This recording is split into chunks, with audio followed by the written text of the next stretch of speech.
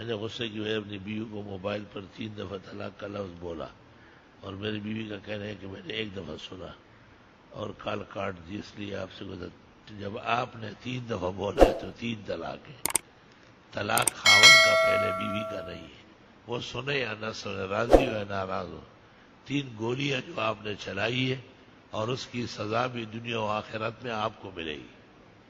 3 طلاق دینے کے بعد بیوی ہمیشہ کے لیے حرام ہو جاتی ہے. جب تک کہ عدت گزرنے کے بعد حلال شرعیہ نہ ہو، سابقہ خاوند کے ساتھ دوبارہ ملنا بخاری میں ابن عباس کہتے ہیں جیسے بیٹی سے زنا کرنا ماں سے زنا کرنے کے مترادف.